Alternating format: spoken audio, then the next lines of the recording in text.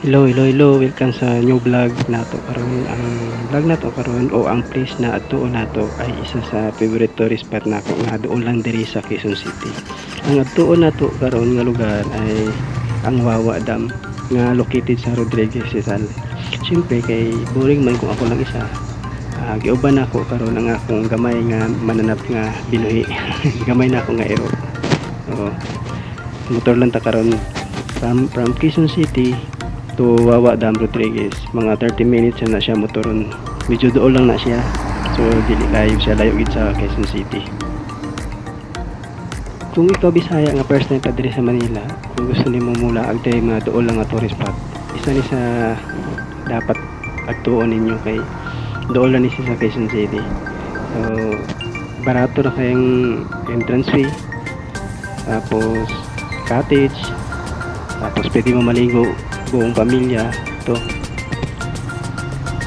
Ang estimated na ko nga magastos ninyo ani nga lugar from mula sa pamasahe entrance sa cottage from Ditex to Wawa back and forth, ang magastos lang ninyong pamasahe murag 100 pesos lang kung commute mo. Tapos sa entrance fee ang bayaran lang naman nimo dito lang ang 20 pesos ng environmental fee.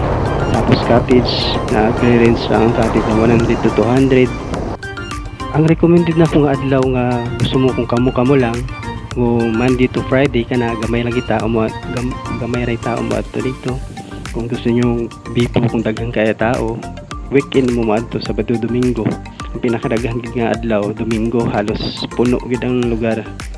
Lalo na karon nga summer time na daghan kaya tao dito maligo.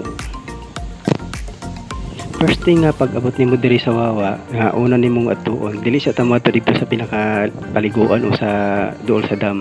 Ang una nimong adtuon diri ang local nga hanging bridge.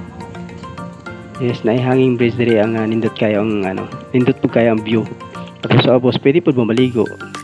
Kay pag tungtong sa summer mapuno na nig mga kuan tanan diri cottage. So karon siguro karong buwan na wala pa mas gamay ragi kayo ang mga cottage. Unya na nata diri sa hanging bridge. Mga 3 minutes baktasan ni siya sa parking area. Tapos pwede mo mangutana kung asa dapit ang hanging bridge. Itudlo naman ay sa mga local kung asa dapit. Doon ni siya sa parking lot. Antimano sa pag-abot nimo, doon ni siya 3 minutes na nga baktas. So kung nakita ninyo, mao ni siya ang hanging bridge. So sa ubos nakita nimo yung ilog. Na siya tingnaw kayang ilog diha sa ubos na mga ang sulti kay na pag summer diri sa ubos puno ni siya og mga cottage, pero karon January di pa man siya peak season gid, wala pa di pa ni puno, pero diri pag weekend puno ni mga tao diri bisag way mga cottage. So karon na mao ni view diri na pinangaligo dito sa ubos mga bata. So pwede siya paliguan, pero lang ingat lang mo diri kay lawom kay niyang tubig, murag mabawlan siya sa taas pag nakita ninyo, pero pag nanamo sa tubig lawom ni kaayo siya. So tinaw kay ang tubig karon kay di man tagulan na yung mga ligo mga bata diha sa bus. So nindot kay diri pag kamo mga pamilya gusto mo mag-banding, so pwede ni sa inyo after sa hanging bridge. So adto na ta sa pinaka nindot nga view diri sa Wawa. So kung gusto po ninyo nga di na magbaon, na pwede mga tinda diri ang mga pagkaon, na pwede sila talipapa diri gamay nga palengke. Pwede po mo palit karne, isda. Kung di po mo gusto magbaon, pero pag naibaon mo, pwede naman diretso na mo dito sa pinaka tourist spot niya. Na kompleto naman diri ang mga paliton, na pagkaon, na tubig, pwede na mo palit diya. So parking lot siguro mga 5 to 10 minutes lang bakta sa taas para kaabot dito sa pinakadam. So napay mga souvenirs diri pwede mo palit diri souvenirs. So nakita ninyo na ilangob, di ba? May langob diri ang mga gikabot ni sa mga panahon sa hapon. Tapos nata diri sa entrance, mo ni sa entrance mo na ingon ako gay na nga na environmental fee nga 20 pesos. So diri mo magbayad 20 pesos. So bitagaan mo nag ticket nga katibayan nga nagbayad mo, pwede mo gawas sulod diri pag gusto mo palit sa gawas. So mao to ipakita ninyo katong ticket nga ihatag nila. bago ang pinaka main spot diri sa Wawa Dam. So na siya biotic diri mao ning gamay nga tulay. So indot kay ang view diri pag gusto mo pa picture. So pwede mo diri nice kayo pag nanamo sa tungani na sample ay. So mao na siya view. So indot kaya siya, kita kay mga limestone, mga mga marble na siya. So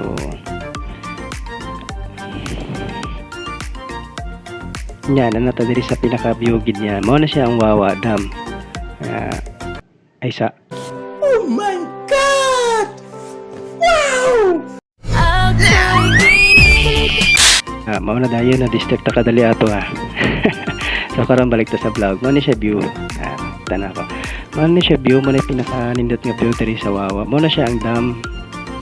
Dam na siya nga gibuhat pero karon din abandonado na siya na dam. So nahimo na lang siya tourist spot. Sa ubos nakita ninyo, mga cottage na siya doon sa may falls. So karon summer daghang kay cottage sa Igbutang. Napaisa diri ka view deck. Diri makita ninyo na full kit nga makita ninyo ang falls. Nindot kay siya tanawon.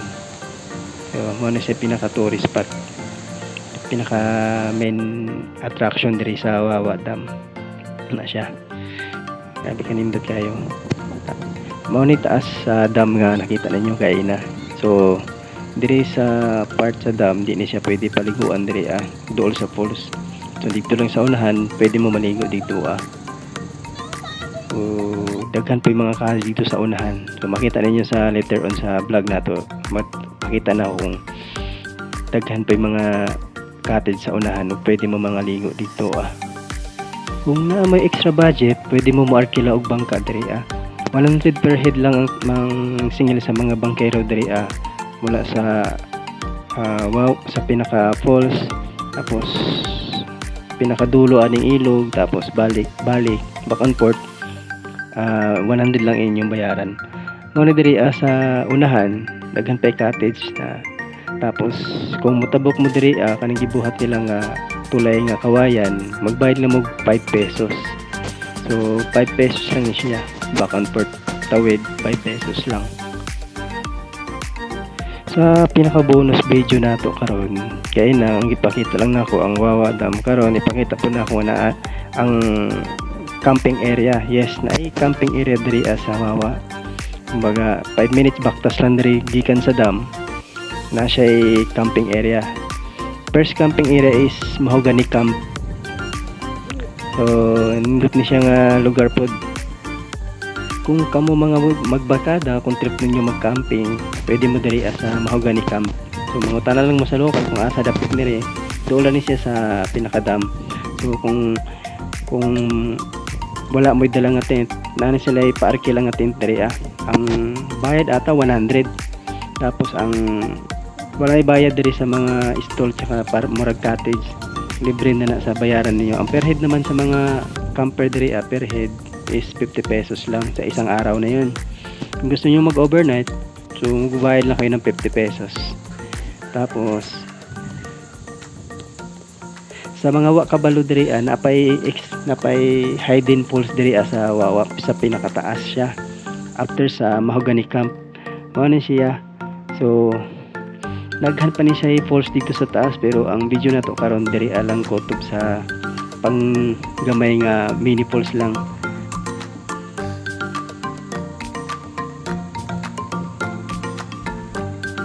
Hanto diri lang ang video na to kay mga alas 4 na pud ni sa hapon. So nag-decide na po kung pag-abot na ko diri sa mini falls, nag-decide na ko nga naog kay hapon na.